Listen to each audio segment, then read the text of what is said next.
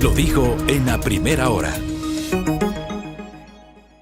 Muy bien, estamos. Ahí sí, ahí ya me abrió el micrófono. Lleves esto por allá, vea, que se ve en la pantalla. Muy bien, ya estamos, querida audiencia. Déjenme ubicar de mejor forma esto. Un poquito más acá. Y ya saben que uno también transmite por TikTok y por el Instagram. Saludos cordiales, queridos tiktokeros, querida gente que está conectada en el Instagram, los que nos escuchan en la señal de radio a través de las frecuencias de la gran señal nacional y, por cierto, pues enlazados con nuestras plataformas digitales en YouTube, nuestro canal que es Sonorama TV, y nuestra fanpage de Facebook, donde tenemos como siempre una muy buena visualización. Dios les pague por aquello, por vuestra generosa sintonía. Gracias a ustedes. Estamos justamente dentro de la primera línea, en los primeros lugares, junto a otros medios, programas, colegas, donde justamente compartimos la preferencia de ustedes, de nuestra audiencia, de nuestros oyentes, de nuestros internautas. Dios les pague por aquello. Gracias. Bueno, cerramos la semana. No. Nuestro operador se llama Roberto Carlos. No se llama Alonso. Alonso es mi sobrino nieto. Chascarrillo. Bueno, ya que está de moda el nombre. En fin. Bueno, entremos en materia, querida audiencia. ¿Qué les parece si comenzamos a analizar algunos de los temas? No vamos a poder abarcar todo, pero seguramente el tema de la consulta lo voy a dejar para el día lunes con un poquito más de tiempo. Porque hoy quiero abordar lo que pasó ayer en la Asamblea Nacional. Como lo dijimos en este espacio en su momento. De pronto el Consejo de la Judicatura se convirtió en ese nuevo espacio de disputa política. Lo dije hace semanas, cuando justamente se instaló el juicio político en el pasado mes de septiembre contra los vocales del Consejo de la Judicatura. Se convirtió en la última batalla, el nuevo espacio de disputa de la clase política. Y a los unos señalando que había que depurar el Consejo de la Judicatura y los otros acusándolos a los impulsores del juicio político de pretenderse tomar la administración de justicia. Como siempre digo, aquí se vende humo, se pretende posicionar determinados frames en el imaginario de la opinión pública. No se le dijo a la opinión pública de manera frontal, por ejemplo. Aquellos que sostenían que los impulsores del juicio político se querían tomar la justicia, omitían o tal vez adornaban el hecho de que si hubiesen censurado y destituido a los vocales de la Judicatura, quienes los iban a reemplazar eran sus suplentes, designados por el Consejo de Participación Ciudadana y Control Social de Transición. O sea, no es que los socialcristianos o los señores de UNES iban a poner nuevos vocales de la Judicatura. Por ahí no pasaba la cosa, pero se colocaron esos frames en la opinión pública. Un juicio político que, claro, tenía unas causales distintas. Las causales tenían que ver con la declaratoria de inconstitucionalidad del reglamento que permitió en 2019 la evaluación y luego cesación o remoción de jueces de la Corte Nacional de Justicia. Pero en el camino, y ustedes lo saben, posterior a la presentación de esa acusación formal, se fueron dando una serie de episodios que, por supuesto, debieron haber escandalizado al unísono en la opinión pública. Pero aquí, lamentablemente, el escándalo o la forma de escandalizarse es selectiva. Aquí hay sectores que se escandalizan solamente dependiendo de las conveniencias, pues. Como decía el buen amigo Esteban Ávila Villagómez en su cuenta Twitter el día de ayer, yo no puedo más que suscribir lo que escribió Esteban, colega periodista y amigo. Están muy indignados con el encuentro de los Saquicelas, de Virgilio Saquicela, presidente de la Asamblea Nacional, con Iván Saquicela, presidente de la Corte Nacional de Justicia, y un asambleísta, el asambleísta Esteban Torres, que por supuesto merece una explicación y ya lo vamos a revisar. Pero digo, decía Esteban, y suscribo, están muy indignados con ese encuentro los que en cambio pasaron por alto, pues, y no le pararon bola al audio de uno de los vocales del Consejo de la Judicatura hablando con un juez, invocando el nombre del presidente de la República para que emita un fallo que beneficie a la señora Guadalupe Llori, en su disputa por recuperar la presidencia de la Asamblea Nacional. Porque aquí en el Ecuador la indignación es selectiva. Porque, por supuesto, habemos segmentos de la opinión pública, y permítame incluirme, porque es así, que sí nos indignamos por lo uno y por lo otro. Pero aquí, en este país tan polarizado, hay colegas, hay medios, hay políticos, y hay obviamente hacedores de opinión pública que tienen una indignación selectiva, que por un lado ciertas cosas justifican, pues, o se hacen los locos. No importa que un vocal de la Judicatura le hayan grabado el momento que le está pidiendo al presidente de la Corte de Justicia de Pichincha que emita un fallo para que la señora Yole recupere la presidencia de la Asamblea Nacional, no importa, invocando el nombre del presidente de la República, que además la presidencia de la República nunca le tiró una demanda a ese vocal del Consejo de la Judicatura. La presidencia emitió un comunicado diciendo, se tomaron el nombre del presidente. ¿Y dónde está pues la demanda contra ese vocal que se tomó supuestamente el nombre del presidente? No hicieron absolutamente nada, le echaron tierra al tema. Como ocurre aquí, cuando no conviene le echan tierra. Los políticos, los jueces, los fiscales, los medios, los periodistas, le echan tierra cuando no conviene. Pero cuando conviene, mantienen el freno largo tiempo. Mantienen el debate largo tiempo. Entrevistas, reportajes, series, tweets, post. Así funciona. Pero indignémonos por lo que ha pasado en las últimas horas, pues. Porque esta batalla del Consejo de la Judicatura, finalmente este capítulo se cerró. Y se cerró porque, claro, yo sí creo que, digamos, hasta ayer en la mañana, algunos sectores políticos estaban convencidos de que había los 92 votos. Ese número mágico para censurar y destituir a los miembros de la Judicatura, se convirtió esto en una disputa, ¿no? En una cacería de votos. Resulta que a la hora de la verdad, ni siquiera fueron los 87 que votaron en septiembre en aquella primera votación que luego fue reconsiderada. Al reconsiderar quedó anulada esa votación. Fueron 86 ayer. Y yo sí creo que sobre eso que pasó en la Asamblea ayer tuvo una incidencia directa un reportaje que sacó Teleamazonas. Respecto de una reunión mantenida por Virgilio Saquicela con Iván Saquicela y Esteban Torres Cobo, asambleísta del Partido Social Cristiano. Que vean, vamos a ver el reportaje, autorizado por Teleamazonas y gracias a mi querido amigo Milton Pérez, con la autorización, citando la fuente como corresponde. Pero vean, las reuniones entre autoridades deberían ser normales, no deberían escandalizarnos.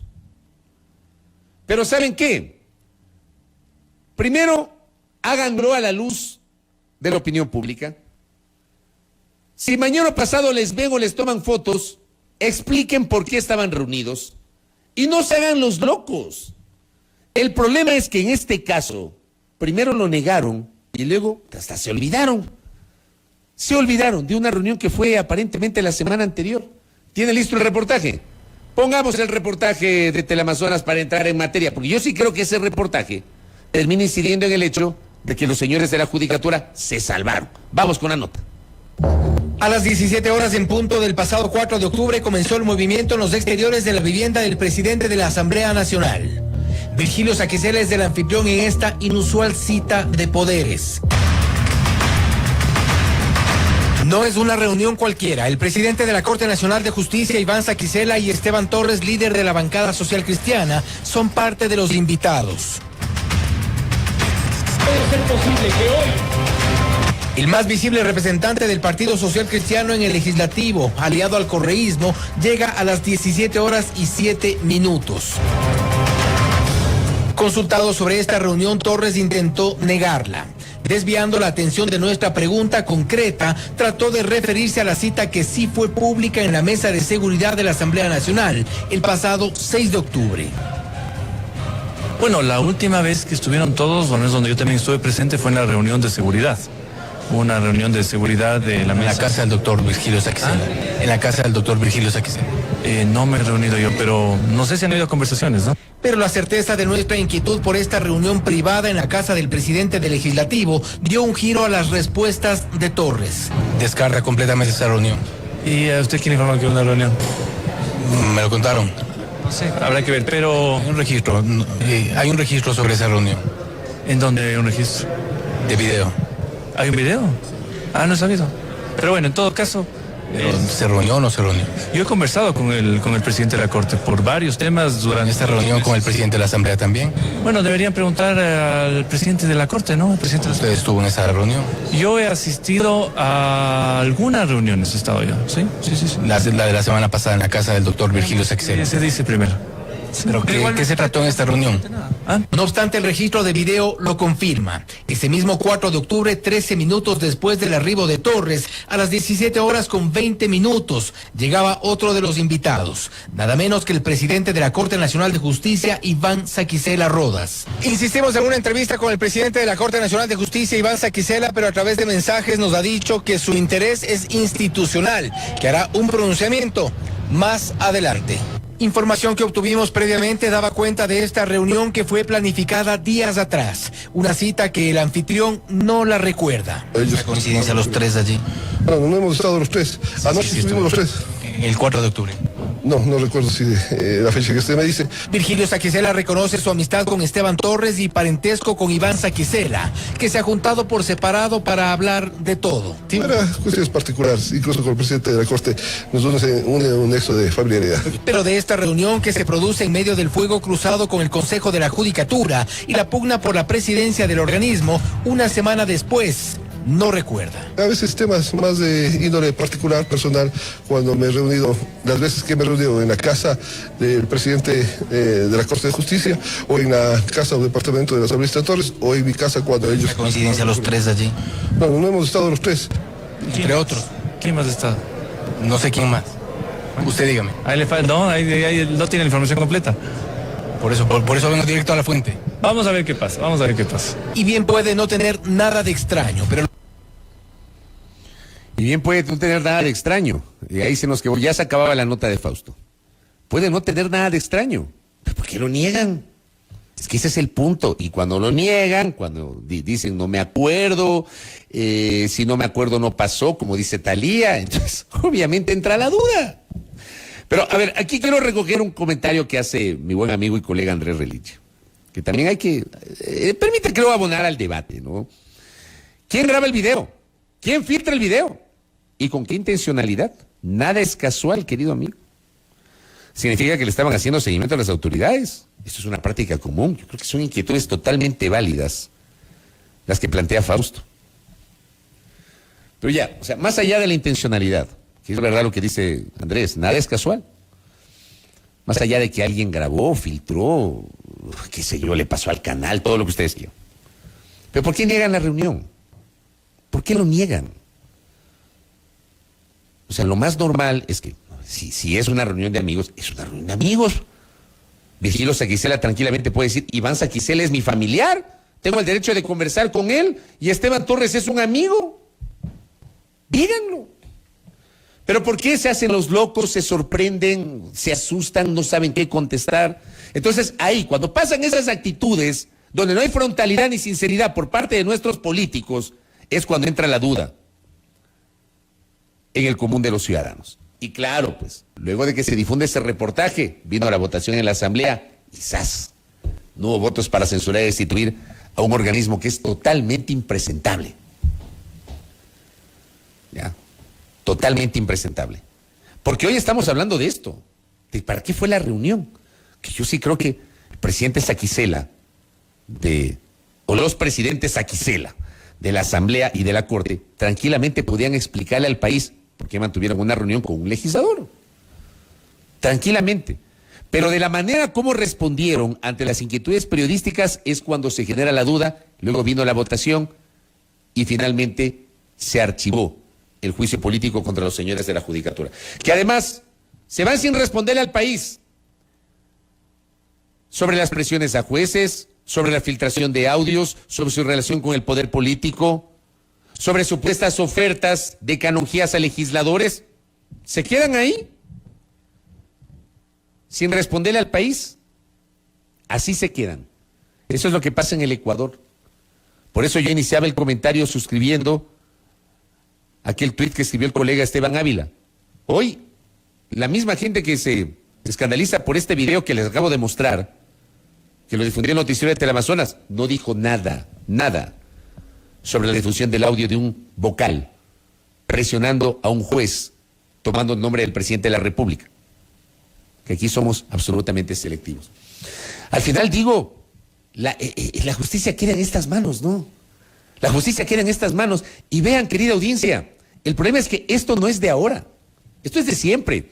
Cuando yo vi el reportaje que les acabo de mostrar, automáticamente me teletransporté en la máquina del tiempo, pues. Al año 2003. Voy a decir la fecha exacta, pues. Al 13 de septiembre del 2003. Al 12 de septiembre del 2003. ¿Saben qué pasó el 12 de septiembre del 2003? Diario El Comercio, si mal no recuerdo, difunde, pues, una referencia periodística de una reunión entre el entonces diputado de la República, León Febres Cordero, con 12 magistrados de la Corte Suprema de Justicia, en la casa del magistrado de ese tiempo, expresidente de la Corte, doctor Galo Pico Mantilla. Que esto fue un escándalo. Un escándalo. Como siempre digo, no me contaron, yo lo vi. Por supuesto, luego vinieron las explicaciones de los magistrados de esa corte, que siempre he citado, yo les he contado a ustedes, pues. La corte del año 97 fue una corte que tuvo un origen político, la corte que dizque por última vez elegía el Congreso Nacional, cuando no le correspondía. Era una corte de alto nivel, sin lugar a dudas, pero una corte política. Era una corte tan politizada que los periodistas identificábamos a los magistrados con base en su orientación ideológico-política, pues. Aquí, por ejemplo, tengo una nota del Universo, para que vean lo que estoy diciendo. 14 jueces de la Corte Suprema de Justicia rechazaron injerencia política. Ministros jueces, porque así les llamábamos a los magistrados, los ministros jueces, de la centroizquierda. Vean ustedes cómo identificamos a los jueces de la Corte Suprema de Justicia. Ministros de la centroizquierda dicen que denuncias de corrupción son personales. Dice la nota, el bloque de magistrados que respalda la gestión del presidente de la Corte Suprema de Justicia, Armando Bermeo, marcó ayer distancias con el grupo afín al Partido Social Cristiano. Es que sí era de la Corte. A 4 de cuyos ministros se atribuyen presuntos casos de corrupción. El último hecho que marcó la postura fue la reunión que mantuvieron 10 o 12 de los 16 magistrados de la Corte Suprema de Justicia que se alinean con el Partido Social Cristiano. Para los que dicen que la Corte antes era de arcángeles, de iluminados, que las cortes anteriores eran mejores. Estas cortes eran políticas. Ya, porque es un problema de siempre. Ya no es que antes del 2007 todo era mejor o que después del 2007 todo era mejor. No. Las cosas no han cambiado. Las cosas no han cambiado. Yo les estoy leyendo una nota del año 2003. Las cosas no han cambiado en este país. 10 o 12 de los 16 magistrados de la Corte Suprema de Justicia que se alinean con el Partido Social Cristiano, con el dirigente de esa tienda política, León Febres Cordero. Pues según varios magistrados cercanos, Armando Bermeo, quien era identificado con la Izquierda Democrática, se promueve una injerencia política en la justicia ecuatoriana. Por ello consideran esa una de las razones que divide a la Corte y que les impide llegar a acuerdos y consensos en torno a temas que deben ser solucionados por el Pleno de la Corte y que están represados. La presión por mantener mayorías en la función judicial, según estos mismos magistrados, impide la designación de 3 jueces para ocupar puestos vacantes de la Corte Suprema de Justicia y el de 40 ministros de Cortes superiores. Nota del 2003. No es que todo tiempo pasado fue mejor. Esto nos permite ratificar lo que estoy diciendo. Es igualito a lo que estamos viviendo hoy los ecuatorianos. Es exactamente igual. Exactamente igual. Las cosas no han cambiado. La injerencia del poder político, de los dueños del país, porque a Febres Cordero le decían que era el dueño del país, que era el dueño de la justicia. Y hubo fallos impulsados por Febres Cordero. ¿Se acuerdan cuando dijo que a Gustavo Noboa lo iba a perseguir como perro con hambre? ¿Se acuerdan? ¿O se acuerdan cuando impulsó la sentencia contra el articulista, el médico Rodrigo Fierro, por un artículo de opinión publicado en El Comercio que no le gustó al ingeniero Febres Cordero? Le tiró un juicio que se resolvió a la velocidad del rayo, igualito que pasó después. ¿Se acuerdan cuando el presidente Correa impulsó el juicio contra el Universo y contra el señor Palacio, que se resolvió igualmente a la velocidad del rayo, y con el famoso Chucky 7? No tengamos memoria corta, pues. No tengamos memoria corta. La justicia permanentemente, a lo largo de 43 años de vida democrática de este país, ha sido el botín más apetecido por el poder político de turno.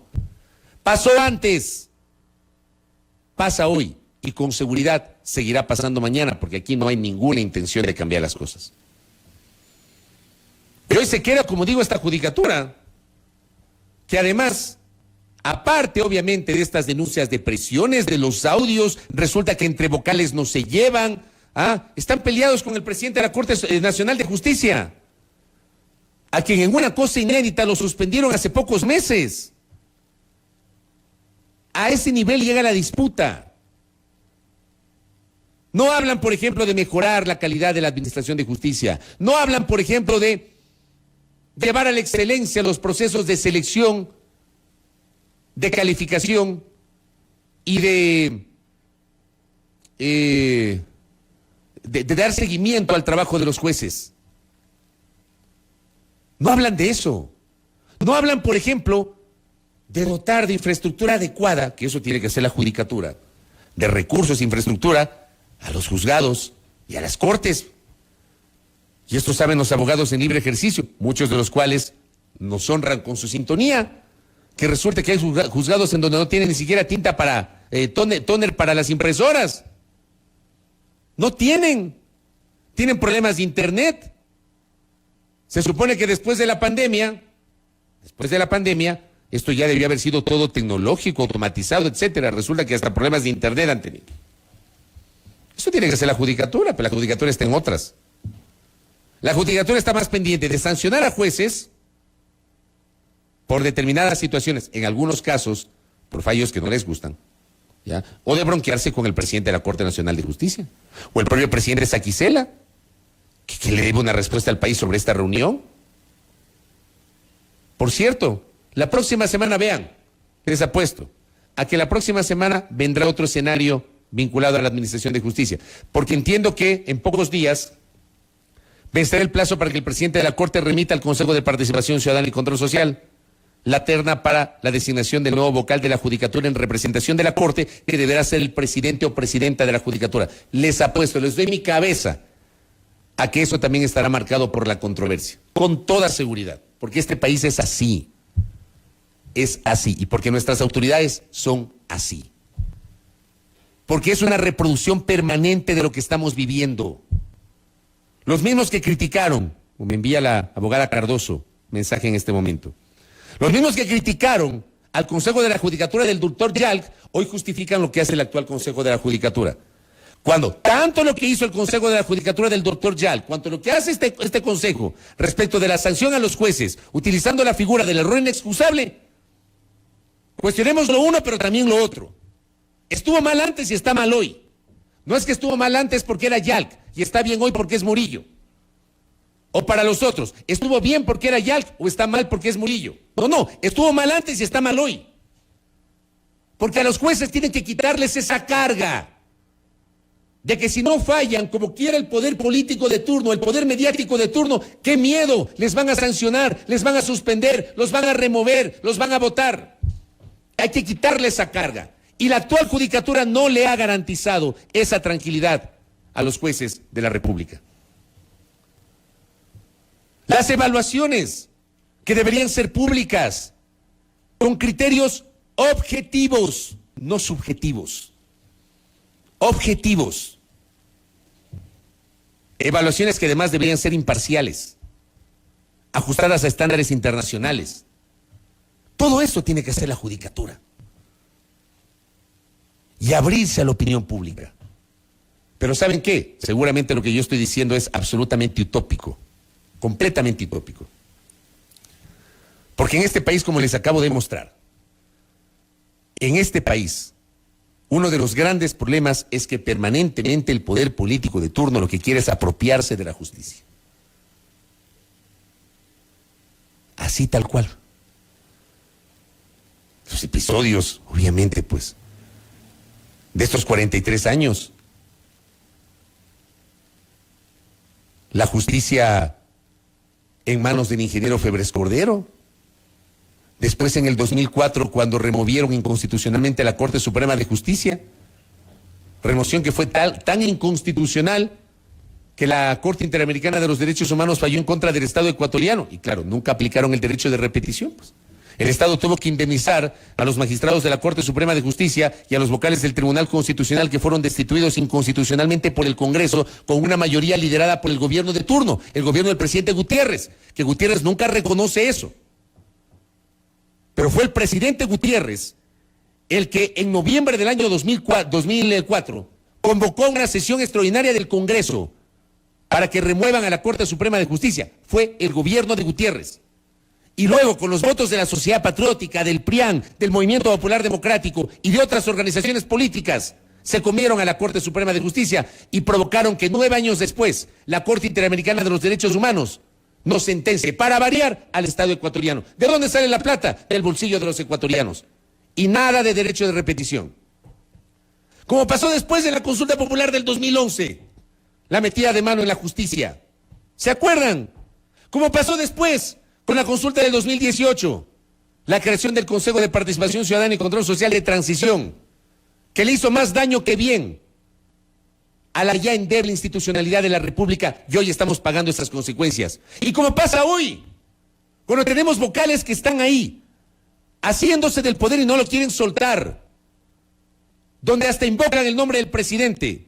El gobierno dice, no, se toman el nombre, pero el gobierno no presenta ninguna denuncia, ningún juicio, ni nada. Es igualito, la historia de siempre, repetida, repetidísima. Esa es la historia de siempre en el Ecuador. Y hoy se ha cerrado otro capítulo con el archivo de un juicio político, en donde no se abordaron los temas de fondo. Se queda la actual judicatura sin responder al país sobre los temas de fondo que tanto nos han escandalizado, a los que sí nos escandalizamos, y no justificamos lo uno ni lo otro, porque no pasa por ahí. Si cuestionamos lo uno, cuestionemos todo, pues. Así deberíamos ser. En fin, ¿qué me dicen por acá? Evaluación de jueces de primer nivel hasta ahora no se hace, me dice la doctora Jessica. Evaluación de jueces de primer nivel, hasta el sol de hoy nada. Acá también hay otra pregunta y otra inquietud a propósito del reportaje, que va de la mano con lo que me decía Andrés Reliche. Lanzan el reportaje justo el 13 de octubre, día de la votación, que eso también habrá que valorarlo, ¿no? ¿Desde cuándo se habrá tenido esa grabación? Y la estuvieron aguantando. ¿Qué me dice mi doctor Héctor Muñoz? Mi doctor, qué gusto, gracias por honrarme con su sintonía. Con la diferencia, me dice, es que ahora el Consejo de la Judicatura no puede sancionar por error inexcusable a un juez si no hay una resolución de un juez superior que determine ese error. Antes no era así, es verdad. La Judicatura podía destituir sin resolución judicial previa. Esa reforma la propuso Héctor Muñoz cuando fue legislador, de los buenos legisladores además. Yo siempre destaco y siempre les he dicho a ustedes, yo no meto a todos los políticos en el mismo saco. Yo sí creo que hay buenos políticos. ¿Qué dice don John Vinuesa? Más allá de lo pasado y pisado, ¿qué harán de hoy en adelante? Eso es ahora lo importante, tal cual. En fin, les invito a reflexionar sobre aquello. Es lo que pasa en nuestro querido y amado país. Bueno. Primera plana. Todas las noticias, todas las voces.